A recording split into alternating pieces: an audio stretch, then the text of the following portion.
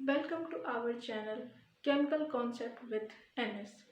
आज हम लोग हमारी बीएससी फर्स्ट सेमेस्टर की जो सेकेंड यूनिट है simple bonding theories of molecule, ठीक है, इसके बारे में चर्चा करेंगे, जिसमें हमारा पहला टॉपिक है एटॉमिक ऑर्बिटल।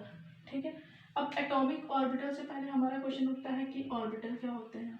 ठीक है, तो ऑर्बिटल को हम समझ लेते हैं सिंपली। ऑर्बिटल क्या होता है, ऑर्बिटल की बात की जाए तो ऑर्बिटल वो रीजन और स्पेस जहाँ पे इलेक्ट्रॉन पाए जाने की प्रोबेबिलिटी होती है, उस स्पेस और रीजन को हम क्या बोलते हैं, ऑर्बिटल। ठीक है, हिंदी मीडियम वाले जो लोग हैं, यूपी बोर्ड वाले, वो लोग भी समझ लें कि वह स्थान जहाँ पर इलेक्ट्रॉन पाए जाने की संभावना होती है, उसे हम 3D स्पेस में इलेक्ट्रॉन पाए जाने की संभावना होती है, उसे हम क्या बोलते हैं, ऑर्बिटल बोलते हैं। ठीक है, तो हमारा यहाँ से ऑर्बिटल क्लियर हो गया। और फिर बात की जाए एटॉमिक ऑर्बिटल की। ठीक, एटॉमिक ऑर्बिटल क्या होते हैं, इसे देख लेते हैं। ठीक है, यहाँ वर्ड ऐड हुआ है एटॉमिक, मीन्स कि हम बात कर रहे हैं एटम की। ठीक है, तो एटॉमिक ऑर्बिटल क्या होगा, हमारे एटम के केस में न्यूक्लियस के पास, ठीक है, ये हमारा एटम है, ये इसका न्यूक्लियस है। न्यूक्लियस के पास जो स्पेस 3D स्पेस है, उसमें इलेक्ट्रॉन पाए जाने की संभावना जहाँ होती है, उसे हम क्या बोलते हैं, एटॉमिक ऑर्बिटल। ऑर्बिटल, ठीक है, तो इसे हम डिफाइन कर सकते हैं, where the probability of electron around the nucleus, electron पाए जाने की संभावना न्यूक्लियस के आसपास होती है, उसे हम क्या बोलते हैं, एटॉमिक ऑर्बिटल बोलते हैं। ठीक है, एक वर्ड और ऐड होता है हमारा नोड। नोड क्या होता है, नोड हम समझ सकते हैं कि स्पेस जहाँ पे इलेक्ट्रॉन प्रोबेबिलिटी 0 हो, मतलब इलेक्ट्रॉन पाए जाने की संभावना 0 हो, इसे हम क्या बोलेंगे, नोड। ठीक है, इतनी चीज़ें हमारी क्लियर हो गई, जो ऑर्बिटल क्या होते हैं, एटॉमिक ऑर्बिटल क्या होते हैं और नोड क्या होते हैं।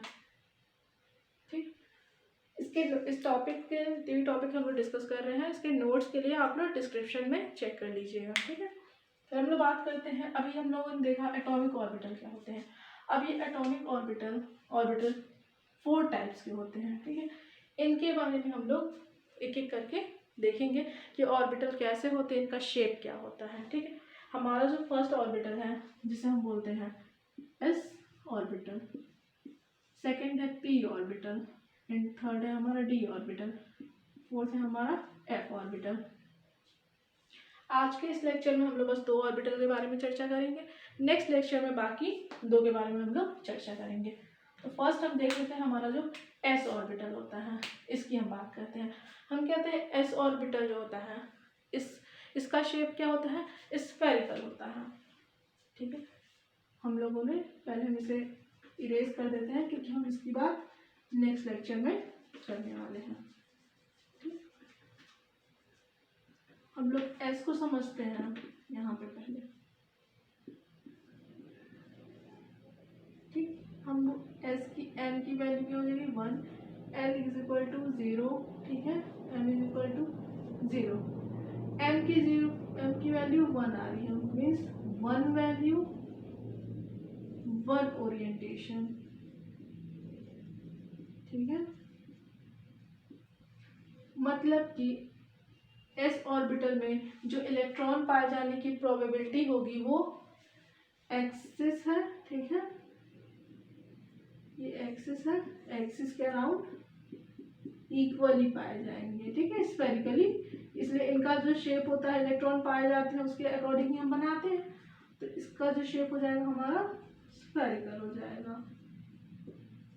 ठीक है, कि एन की वैल्यू 0 आ रही है, 1 वैल्यू है, 1 डायमेंशन होगा। ठीक है, इसलिए इसकी शेप स्फेरिकल हो जाएगी। यहाँ से ये बात क्लियर हो गई। एस में हमारा एक ऑर्बिटल होता है, इसमें मोस्टली 2 इलेक्ट्रॉन रह सकते हैं।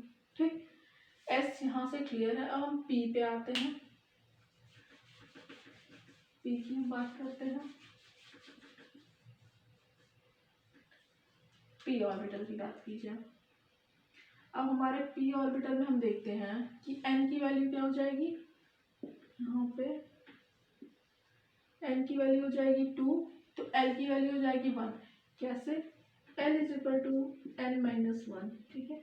फिर m की वैल्यू की हम बात करते हैं माइनस L2 प्लस l, ठीक है। अब इस वैल्यू, अब हम देख रहे हैं m की वैल्यू कितनी आ रही है, 3 डिजिट है, ठीक है। तो और नंबर ऑफ ऑर्बिटल्स कितने हो जाएंगे हमारे, 3 हो जाएंगे,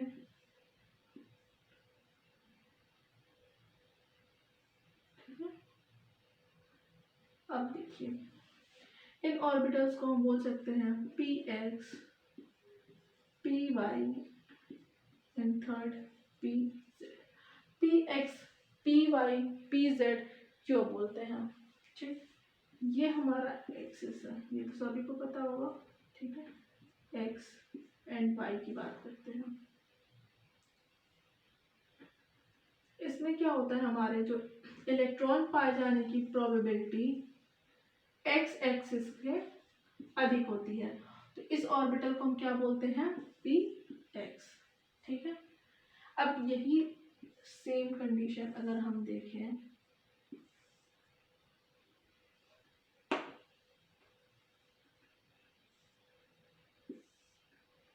अगर हम इसे x करते हैं सिर्फ y, और इस पे इलेक्ट्रॉन पाए जाने की प्रोबेबिलिटी हमारी y एक्सिस पे ज्यादा है, तो ये पी वाई ऑर्बिटल, ठीक है। और s तो हमारा क्लियर हो गया कि हमारा स्फेरिकल शेप होता है, ठीक है। p की बात करते हैं तो p हमारा, इस शेप को हम क्या बोलते हैं, डम्बल शेप, डम्बल शेप। हम लोगों ने पी एक्स और पी वाई को समझ लिया। अब हमारा जो लास्ट ऑर्बिटल है पी जेड की बात करते हैं। पी जेड में क्या होता है, हमारा जो इलेक्ट्रॉन पाए जाने की संभावना कौन से एक्सिस पे होती है, जेड एक्सिस पे, ठीक है।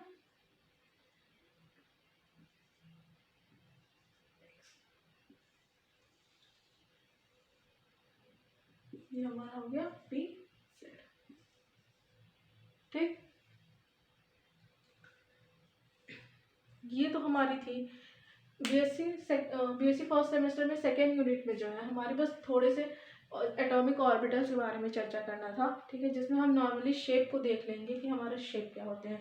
तो इस लेक्चर से हमें क्या क्लियर हो गया, हमें ये क्लियर हुआ कि ऑर्बिटल हम किसे कहते हैं, ऑर्बिटल हम उस स्थान को कहते हैं 3D स्पेस में, वो 3D डायमेंशन में वो स्पेस और रीजन जहाँ पे इलेक्ट्रॉन पाए जाने की प्रोबेबिलिटी होती है, ठीक है, उसे हम ऑर्बिटल बोलते हैं। एटॉमिक ऑर्बिटल किसे बोलते हैं, एटम में न्यूक्लियस के आसपास के जो एरिया होता है जहाँ पे इलेक्ट्रॉन पाए जाने की संभावना होती है उसे हम एटॉमिक ऑर्बिटल बोलते हैं, ठीक है। फिर अब हम आएंगे कि हमारे जो ऑर्बिटल होते हैं वो 4 टाइप्स के होते हैं। कौन कौन से होते हैं, एस पी डी एफ होते हैं, ठीक है। एस की बात हम करते हैं तो एस का शेप स्फेरिकल होता है। स्फेरिकल कैसे होता है, इसे हम देखते हैं क्योंकि एम की वैल्यू जो हमारी 0 आती है, 1 वैल्यू 1 ओरिएंटेशन, ठीक है। इलेक्ट्रॉन पाए जाने की प्रोबेबिलिटी जो है एक्सिस के अराउंड इक्वल होती है, जिसकी वजह से इसका शेप जो है स्फेरिकल बनता है, ठीक। एस का हमें क्लियर हो गया कि एस का जो शेप होगा वो हमारा स्फेरिकल होगा, ठीक। फिर पी की हम बात करते थे, पी ऑर्बिटल जो हमारा होता है इसकी हम लोग बात किए, एम की वैल्यू हम इसमें देख रहे थे कि हमारी इसमें एम की वैल्यू 3 डिजिट की आ रही है, जिसकी वजह से इसमें ऑर्बिटल्स के नंबर क्या हो जाएंगे, 3 हो जाएंगे, ठीक है। तो 3 कौन कौन से, p x, p y and p z. P x, p y, p z क्या क्या है, ठीक है। पी एक्स ऑर्बिटल की अगर हम बात करते हैं तो इलेक्ट्रॉन पाए जाने की संभावना हमारे एक्स एक्सिस के अराउंड होती है, इसलिए हम इसे पी एक्स कहते हैं, ठीक है। पी वाई की बात करते हैं तो हमारे वाई एक्सिस पे इलेक्ट्रॉन पाए जाने की संभावना ज़्यादा होती है, इस वजह से हम इसे पी वाई ऑर्बिटल बोलते हैं। पी जेड एक्सिस पे क्या होता है, जो हमारे इलेक्ट्रॉन पाए जाने की संभावना जेड ऑर्बिटल के आसपास अधिक होती है, इसलिए इसे हम पी जेड ऑर्बिटल बोलते हैं, ठीक है। और हमारे पी ऑर्बिटल का शेप क्या होता है, डम्बल शेप होता है, ठीक। इस शेप को हम डम्बल बोलते हैं, ठीक। एक टॉपिक और था हमारा नोड। नोड हम किसे कहते हैं, जहाँ पे इलेक्ट्रॉन पाए जाने की प्रोबेबिलिटी 0 हो उसे हम नोड कहते हैं। ठीक है, नोड हम कैसे निकाल सकते हैं? नोड का फॉर्मूला हमारा होता है n-n-1। ठीक,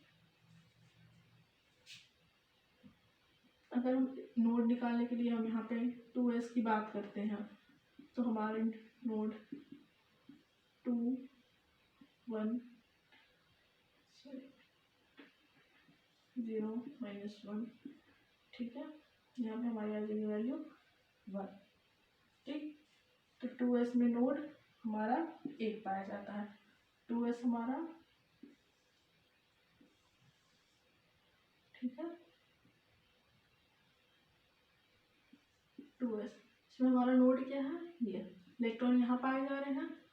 ठीक है, ये हमारा न्यूक्लियस है और इलेक्ट्रॉन हमारे यहाँ पाए जा रहे हैं।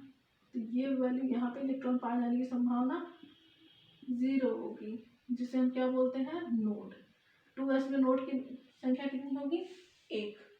ठीक है, बाकी नेक्स्ट लेक्चर में हम लोग डिस्कस करेंगे डी और एफ के बारे में। Thank you.